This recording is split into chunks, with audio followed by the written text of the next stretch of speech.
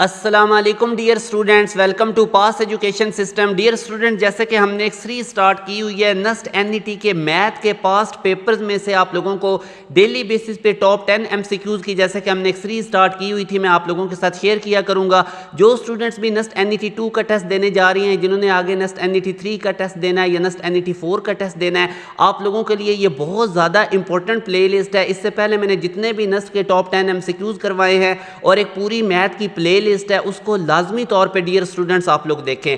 तकरीबन 90% नस्ट का question bank मैं अपनी मैथ की प्लेलिस्ट में कवर करवा चुका हूं। मैं एंड स्क्रीन लगा दूंगा, लाजमी तौर पे भी उसको आप लोगों ने देखना है। और ये जो टॉप 10 एमसीक्यूज हैं डियर स्टूडेंट्स, ये बहुत ज़्यादा इंपॉर्टेंट है आप लोगों के लिए। इसको आप लोगों ने डेली बेसिस पे ये वीडियोस देखा करनी है।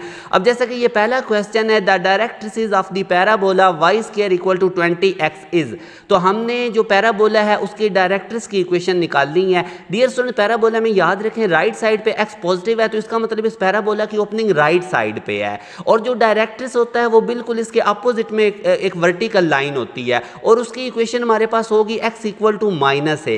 क्योंकि डियर स्टूडेंट देखें ना आप लोग, ये जो पैराबोला है इसकी ओपनिंग अगर यहाँ पर मैं आपको ड्रॉ करके बताता हूँ तो ये इस तरह इस पैराबोला की ओपनिंग है। कैसे पता चला? राइट साइड पे x पॉजिटिव होगा तो उसकी पॉजिटिव साइड पे ओपनिंग होगी। और ये जो फिक्स लाइन होती है dear student, that is called directrices. अब इसका अगर आप लोग डिस्टेंस देखते हैं तो ये x इक्वल टू माइनस ए के फॉर्मेट में आ रहा है, क्योंकि लेफ्ट साइड पे x नेगेटिव होता है। तो डायरेक्ट्रिसेस की इक्वेशन बनेगी x इक्वल टू माइनस ए। अब आपको a चाहिए। आप लोगों ने क्या काम करना है, ये जो y square equal to 20x है ना, इसको आप लोगों ने कंपेयर करना है पैराबोला की स्टैंडर्ड इक्वेशन के साथ, जो कि राइट साइड ओपनिंग वाली ये वाली इक्वेशन है। अब आप देखिए, इधर x का कोफिशिएंट 20 है, इधर x का कोफिशिएंट 4 है, तो 4a 20 की इक्वल होगा। यहाँ से a हमारे पास 5 आएगा, तो इस a इक्वल टू 5 को आप लोगों ने इधर पुट कर देना है। तो x equal to -5 is the equation of directrices. तो यूं अगर हम देखें तो हमारे पास इसका अल्फा राइट आंसर बन रहा है।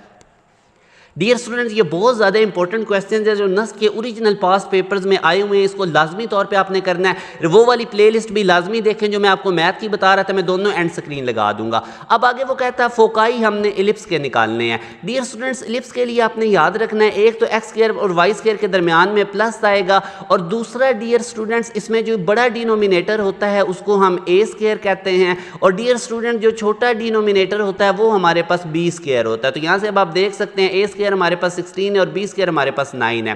अब डियर स्टूडेंट्स एक और चीज, अगर ये बड़ा डिनोमिनेटर एक्स स्क्वायर एक्स वाली टर्म के नीचे होगा तो वो इलिप्स जो है वो एक्स एक्सिस के अलोंग होगी। यानी अब अगर मैं इस इलिप्स की बात करता हूं तो ये आप चेक कर सकते हैं हमारे पास इस तरह से है। अब बेटा इस इलिप्स को अगर आप देखते हैं तो ये हमारे पास हॉरिजॉन्टल इलिप्स है, इस तरह से ये एक्स एक्सिस के अलोंग में पड़ी हुई है। इस तरह जैसे अभी मैंने इसको शो भी किया है कि ये हमारे पास एक्स एक्सिस के अलोंग है। अब अगर हमारे पास ये जो बड़ा डिनोमिनेटर है ये y के नीचे होगा तो फिर ये वाली जो हमारे पास इलिप्स है ये y एक्सिस के अलोंग में होगी। जैसे अभी आप चेक कर सकते हैं कि अगर ये 16 इधर y के नीचे होता तो फिर इस इलिप्स ने इस तरह y एक्सिस के अलोंग में होना था। तो बहरहाल ये एक इंपॉर्टेंट चीज़ है जो मैंने आपको अभी बताई है। अब इसमें बेसिकली वो फोकाई पूछ रहा है। अब आपको ये इलिप्स की इक्वेशन देख के आइडिया हो जाना चाहिए कि बड़ा डिनोमिनेटर x के नीचे है तो इसका ये जो इलिप्स है ये x एक्सिस के अलोंग है। जब इलिप्स x एक्सिस के अलोंग है डियर स्टूडेंट, तो इसके जो फोकाई होते हैं वो भी x एक्सिस के ऊपर होंगे। यानी एक फोकाई इसका फोकस इधर होगा और दूसरा फोकस इसका इस जगह पे होगा। अब डियर स्टूडेंट्स आप लोगों ने याद रखना है कि अगर फोकस हमारे पास x एक्सिस पे है तो वहां पे y वाला पार्ट 0 होगा। अब मैं चाहता हूं इसके फोकाई निकालना है, तो ये जो बड़ा डिनोमिनेटर है ये मेरे पास a स्क्वायर होगा, और इसी तरह ये जो छोटा डिनोमिनेटर 9 है ये बी स्क्वायर होगा। इलिप्स के केस में ए बी और सी के दरमियान रिलेशन होता है c square equal to a square minus b square. ये जो सी है ये फोकाई के वर्टेक्स होते हैं, ये फोकाई के कोऑर्डिनेट्स होती हैं। यानी इधर ये उसका होगा हमारे पास C0 क्योंकि x वाला डिस्टेंस c होगा और y वाला पार्ट हमारे पास 0 होगा। और इसी तरह अगर आप लोग इधर देखते हैं तो ये हमारे पास -C0 होगा। ये आपको पता होना चाहिए कि जब भी आप लोगों ने फोकस निकालना है तो आप लोगों ने c को निकालना है और साथ किसको निकालना है, आप लोगों को a और b की मदद से आप लोगों ने c को निकाल लेना है। अब फोकाई निकालने के लिए आप लोगों को c चाहिए था, ए स्क्वायर भी पता है, बी स्क्वायर भी पता है, सिंपल वैल्यूज प्लग इन करेंगे जैसा कि मैंने आपको बता दिया ए स्क्वायर बी स्क्वायर का। ऊपर अब आप फार्मूलाज में वैल्यूज प्लग इन करेंगे, 16 माइनस 9 करेंगे तो 7 आएगा, ये सी स्क्वायर की इक्वल है।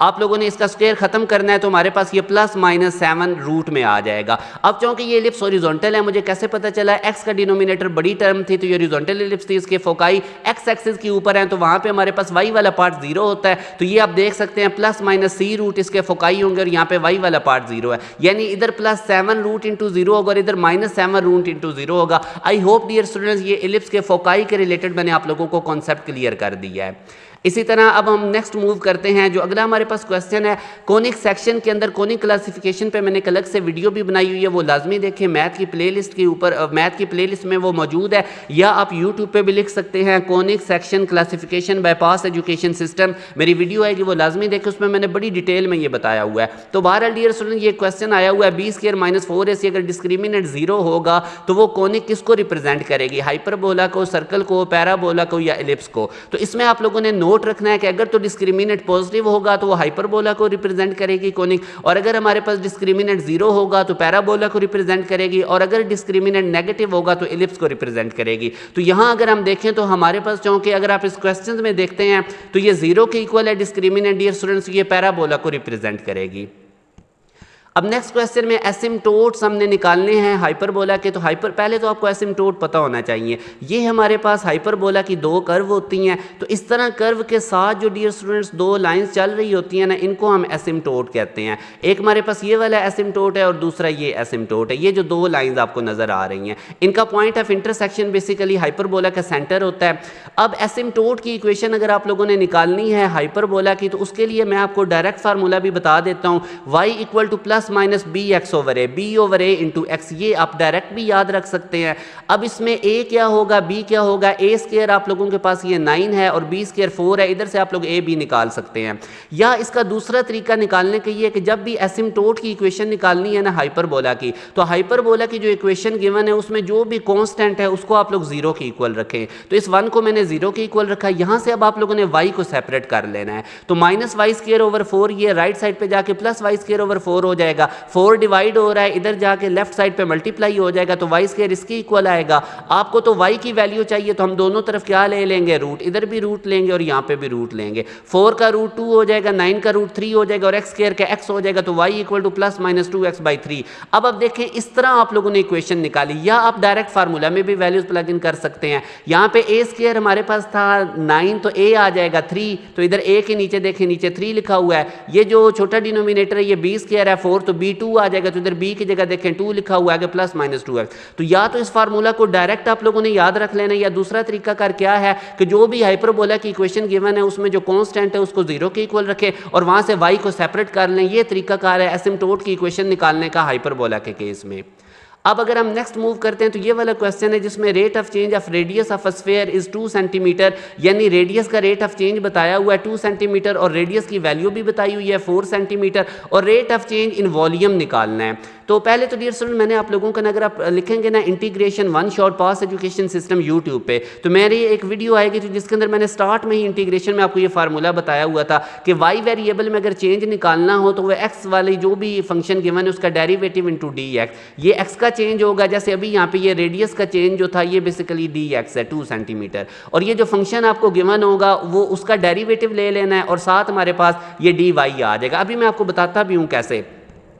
अब देखें rate of change, radius given है, रेट ऑफ चेंज मतलब dr आपको गिवन है 2 सेंटीमीटर और रेडियस की वैल्यू कितनी गिवन है 4 सेंटीमीटर, और रेट ऑफ चेंज वॉल्यूम यानी डेल्टा v निकालना है। अब डियर स्टूडेंट ये स्फीयर की बात हो रही है तो आपको स्फीयर का फंक्शन यानी fx यानी उसकी फार्मूला पता होना चाहिए। स्फीयर का वॉल्यूम हमें पता है 4/3 पाई r³ होता है। स्फीयर का वॉल्यूम क्या होता है 4/3 पाई r³। आप लोगों ने इस वॉल्यूम में चेंज डेल्टा v निकालना है। ये सिमिलरली इसी तरह जिस तरह आपने ये dv निकालना है। अब ये dy/dr का मतलब ये है कि ये जो आप लोगों को फार्मूला गिवन है ना वॉल्यूम का, इसमें आपने इस फंक्शन का डेरिवेटिव लेना है, यानी वॉल्यूम का डेरिवेटिव ले लेना विद रिस्पेक्ट टू रेडियस, तो वो इधर आ जाएगा। और delta R change in radius में उसने बता दिया 2 सेंटीमीटर। बेसिकली क्वेश्चन ये है कि अगर हम रेडियस को चेंज करते हैं तो वॉल्यूम में कितना चेंज आता है स्फीयर के। तो अब डियर स्टूडेंट्स मैंने ये वॉल्यूम ऑफ स्फीयर का फार्मूला लिखा, अब आप इसका डेरिवेटिव ले लें, वॉल्यूम का derivative with respect to radius, dy/dr equal होगा 4/3 पाई, कांस्टेंट है r³ का 3r² आ जाएगा। अब इसके बाद आप लोग लोग क्या कम करेंगे, 3 से कट जाएगा तो हमारे पास dy by D R 4 pi R square की इक्वल आएगा। ये जो आप लोगों के पास वॉल्यूम में चेंज आया है डियर स्टूडेंट्स, आप लोगों ने क्या कम करना है, अब इस फार्मूला में वैल्यूज प्लग इन कर देनी है। तो ये अब आप देखें चेंज इन वॉल्यूम कैसे निकलेगा, स्फेयर का dy बाई डी आर कितना निकला था 4 पाई आर स्क्वायर, और डेल्टा आर हमारे पास कितना था 3r। डेल्टा आर की वैल्यू अगर आप देखें ना, चेंज इन रेडियस 2 था तो इधर मैंने 2 लिख दिया। तो यहां से बस आप लोगों ने इधर r की भी वैल्यू पुट करेंगे, 4 है, 4 का स्क्वायर करेंगे तो 16 आ जाएगा, 16 को 2 से मल्टीप्लाई करें 32 को 4 से मल्टीप्लाई कर दें तो 128 पाई हमारे पास वॉल्यूम में चेंज आएगा अगर रेट ऑफ चेंज रेडियस में होता है 2 सेंटीमीटर का। तो ये डियर स्टूडेंट सिंपल यही वाला फार्मूला था जो मैंने इधर यूज किया, आप लोगों ने इसको अच्छे से देख लेना है। इंटीग्रेशन वन शॉट पास एजुकेशन सिस्टम यूट्यूब पे लाजमी लिखें, वहां पर मैंने और भी इस टाइप के क्वेश्चंस करवाए हुए हैं।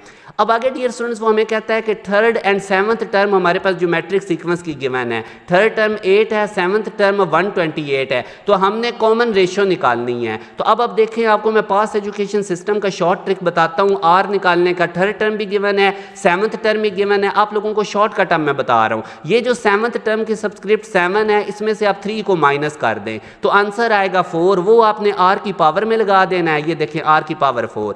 अब मैंने सेवन टर्म में से थर्ड को किया था ना माइनस, तो आपने सेवंथ टर्म से डिवाइड कर देना है थर्ड टर्म को राइट साइड पे, तो 128/8 बनेगा। 8 हमारे पास 16, 8 1s are 8, 4 इधर आएगा तो 8 6 are 48, तो r की पावर 4 16 के इक्वल होगा। 16 को मैं 2 की पावर 4 लिख सकता हूँ, पावर सेम है तो आप देख सकते हैं r की वैल्यू 2 आई। यानी अभी मैंने देखें 7 में से 3 को माइनस किया, जो आंसर आएगा वो r की पावर में लगाएं और 7 टर्म से राइट साइड से उसकी थर्ड टर्म को डिवाइड कर दें। आप ऐसे भी कर सकते थे कि थर्ड टर्म में से 7 को सबस्क्रिप्ट को माइनस करें, यानी मैं 3 में से 7 को माइनस करूंगा तो r की पावर में -4 आएगा। अब आपने थर्ड टर्म में सेवंथ टर्म को डिवाइड कर देना है राइट साइड पे, तो अगेन ये a 1/16 आएगा। अब डिनोमिनेटर में 16 है, डिनोमिनेटर में 2 की पावर 4 है, वो ऊपर जाके 2 की पावर -4 हो जाएगा, पावर सेम है तो r 2 के इक्वल आएगा। तो इस तरह के डियर स्टूडेंट्स शॉर्ट ट्रिक्स आपको पास एजुकेशन सिस्टम के प्लेटफॉर्म से मिलते हैं। अगर आप लोग प्रॉपर वे से तैयारी करना चाहते हैं NET 3 की, NET 4 की या बाकी टॉप रैंक यूनिवर्सिटीज़ की, तो आप लोगों ने हमारे बैच को लाजमी तौर पर ज्वाइन कर लेना है। अब इसी तरह अगर हम देखें तो हमारे पास ये क्वेश्चन है, if the equation of the ellipsis, हमारे पास अगर इक्वेशन ऑफ इलिप्स ये वाली है तो उसकी एक्सेंट्रिसिटी हम कैसे निकालेंगे। इस तरह का डियर स्टूडेंट जब भी क्वेश्चन आए ना जिसमें आप लोगों को एक्सेंट्रिसिटी निकालनी हो, एक्स स्क्वायर और वाई स्क्वायर वाली भी टर्म गिवन हो, तो सबसे पहले तो आप इसको इधर स्टैंडर्ड फॉर्मेट में करें। एक चीज़ याद रखें, ये एलिप्स की इक्वेशन है, दरमियान में प्लस आ जाए तो एलिप्स की इक्वेशन है, एक्स स्क्वायर और वाई स्क्वायर के दरमियान में नेगेटिव आ गया तो वो हाइपरबोला की इक्वेशन होगी। तो पहले हम इसको स्टैंडर्ड फॉर्मेट में कन्वर्ट कर लेते हैं, राइट साइड पर 1 करना है, तो पूरी इक्वेशन को 36 से डिवाइड करें। तो जब मैं पूरी इक्वेशन को 36 से डिवाइड करूंगा डियर स्टूडेंट तो ये मेरे पास आएगा, इधर ये 36 आएगा, तो 36 जो है इससे ये हमारे पास 9 कट के हमारे पास क्या आ जाएगा, ये अब आप देख सकते हैं। सबसे पहले डियर स्टूडेंट्स आप लोगों ने जो ये इसकी इलिप्स की इक्वेशन है इसको स्टैंडर्ड फॉर्मेट में कन्वर्ट करना है। राइट साइड पे 36 है तो पूरी इक्वेशन को 36 से डिवाइड करेंगे तो ये बन गई। अब एक्सेंट्रिसिटी का शॉर्ट ट्रिक जो मैंने काफ़ी टाइम पहले आपको बताया हुआ है कि आप लोगों ने एक्सेंट्रिसिटी में याद रखना, ये वाला फार्मूला होता है एक्सेंट्रिसिटी का शॉर्ट ट्रिक, एक्सेंट्रिसिटी निकालने का 1 - b² बी स्क्वायर क्या होगा, ये डिनोमिनेटर होगा हमारे पास स्मॉलर डिनोमिनेटर होगा, और ए स्क्वायर क्या होगा, लार्जर डिनोमिनेटर होगा। अब इन दोनों में आप देखें ना कि इसमें स्मॉलर डिनोमिनेटर हमारे पास 4 है तो ये b स्क्वायर है, लार्जर डिनोमिनेटर हमारे पास जो ये a स्क्वायर होगा। तो बस अब इसके अंदर आपने वैल्यूज प्लग इन करनी है। 1 - स्मॉलर डिनोमिनेटर मेरे पास क्या है 4 और लार्जर डिनोमिनेटर हमारे पास क्या है 9, तो इसको बस अब सॉल्व करेंगे तो 5 रूट रहेगा और नीचे 9 का रूट 3 आ जाएगा। तो ये एक्सेंट्रिसिटी है कि डियर स्टूडेंट ये बहुत ज़्यादा इंपॉर्टेंट क्वेश्चन है जो आप लोगों से मैं शेयर कर रहा हूँ। अब आगे देखें, द पॉइंट ऑफ टेंजेंसी हमने निकालना है इस लाइन का और इस सर्कल का, मतलब ये कॉमन पॉइंट है। पॉइंट ऑफ टेंजेंसी इस लाइन और सर्कल दोनों पे लाई करेगा और ये इन दोनों की इक्वेशन को सेटिस्फाइड करेगा, तो सिंपल बैक सॉल्व कर ले। अब फॉर एग्जांपल ये बीटा इसका राइट आंसर है, मैं x की जगह पे 4 और y की जगह पे 3 पुट करूंगा तो आप देखेंगे left hand side right hand side के इक्वल आ गई। अब इसी पॉइंट को इस इक्वेशन को भी सेटिस्फाइड करना चाहिए। अगेन देखें, मैं x की जगह 4 और y की जगह 3 पुट करूंगा तो मेरे पास left hand side right hand side के इक्वल आ गई, तो यूं हमारे पास 4 3 इज द राइट आंसर। बाकी कोई भी पॉइंट इन दोनों इक्वेशन को सेटिस्फाइड नहीं करेगा। अब इसी तरह आगे अगर हम देखें तो equation of tangent to the circle, इस सर्कल के ऊपर इस पॉइंट पे हमने इक्वेशन ऑफ टेंजेंट निकालनी है। इसके अब दो तरीके हैं, या तो आप क्या काम करें, इक्वेशन ऑफ टेंजेंट बेटा जो निकालनी होती है ना कर्व के ऊपर जिसमें एक्स स्क्वायर आ जाए वाई स्क्वायर आ जाए, इस पॉइंट पे x1 y1 पे, तो आप लोगों ने क्या काम करना हो, एक्स स्क्वायर की जगह लिख देना है x1 और वाई स्क्वायर की जगह लिख देना है y1, ये याद रखें, इक्वल टू आर स्क्वायर। अब x1 y1 ये गिवन पॉइंट है, ये जो 3 है ये x1 है और ये जो 4 है ये y1 है, तो बस इनकी वैल्यूज प्लग इन करें तो ये आप लोगों के पास इक्वेशन ऑफ टेंजेंट आ गई इस पॉइंट 3 4 पे, एक मेथड। दूसरा मेथड क्या, बैक सॉल्व करें, क्योंकि टेंजेंट जो है ये इस पॉइंट में से पास कर रहा है, पॉइंट इक्वेशन ऑफ टेंजेंट को सेटिस्फाइड करेगा। तो अब जब इस पॉइंट में x की जगह पे 3 और y की जगह पे 4 पुट करेंगे तो आप देखेंगे कि हमारे पास जो लेफ्ट हैंड साइड है वो राइट हैंड साइड की इक्वल आ गई है। ठीक है, तो दो मेथड मैंने आपको बताए हैं। आगे डियर स्टूडेंट ये वाला क्वेश्चन है, बहुत इंपॉर्टेंट टाइप का क्वेश्चन है। The sum of first n terms आपको गिवन है और आप लोगों ने पहली टर्म निकालनी है, यानी n टर्म्स का सम गिवन है, पहली टर्म कह रहा है क्या होगी। तो इसका तरीकाकार ये होता है कि आप n की जगह पे 1 पुट करें, मैंने इधर n की जगह 1 पुट किया तो 8 आंसर आया। अब यही पहली टर्म है, पहली टर्म का सम और ये पहली टर्म ये सेम है। चलिए मैं आपको समझाता हूँ, इस n की जगह पे आप 2 पुट करें, जब आप इस n की जगह पे 2 पुट करेंगे तो इसका मतलब होता है पहली दो टर्म का सम आपके पास 22 है और ये अरिथमेटिक प्रोग्रेशन है जिसमें कॉमन डिफरेंस सेम होता है। ठीक है, अच्छा उसके बाद अगर मैं एक और काम करता हूँ, इधर मैं n की जगह 3 पुट करता हूँ तो फिर आप लोगों के पास 42 आएगा।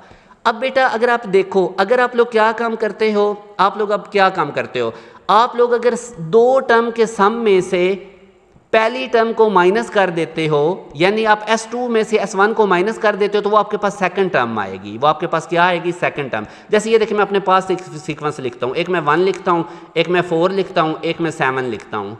ठीक है, अब पहली दो टर्म का सम करें, क्या आ रहा है 5, 1 और 4 में ऐड करें 5, इसमें से माइनस कर दें पहली टर्म 1, तो आंसर क्या आएगा 4, और 4 क्या है सेकंड टर्म। यही मैंने इधर चीज़ लिखी है कि दो टर्म के सम में से पहली टर्म माइनस करेंगे तो सेकंड टर्म आ जाएगी।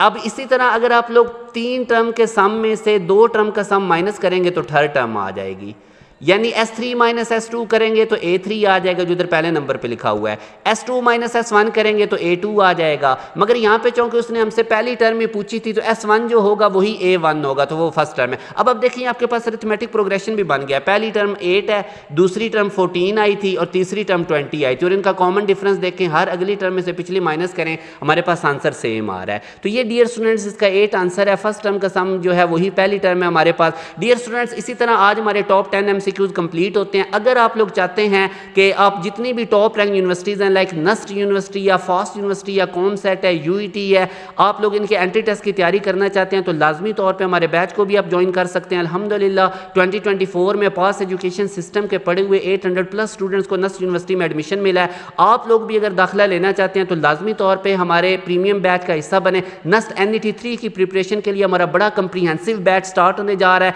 7 फरवरी इसकी लास्ट डेट है रजिस्ट्रेशन की। इसमें आप लोगों को ना सिर्फ NET 3 की तैयारी करवाई जाएगी बल्कि NET 4 का भी न्यू बैच की आप लोगों को इसमें एक्सेस मिलेगी, साथ पूरा कंप्लीट रिकॉर्डेड सेशन मिलेगा और डेली बेसिस पे आप लोगों की लाइव क्लासेस होंगी। इंशाल्लाह NET 3 से पहले आप लोगों का ना सिर्फ सिलेबस कंप्लीट होगा बल्कि उसकी कंप्लीट रिवीजन भी हो चुकी होगी। डेली बेसिस पे क्लासेस होती हैं, लाजमी तौर पर बैच का हिस्सा बने। इस दिए के कॉन्टैक्ट नंबर 0304066600 पे व्हाट्सएप करके आप हमारे बैच की तमाम डिटेल्स ले सकते हैं। अपना ख्याल रखिएगा, दुआ में याद रखिएगा। अल्लाह हाफिज़।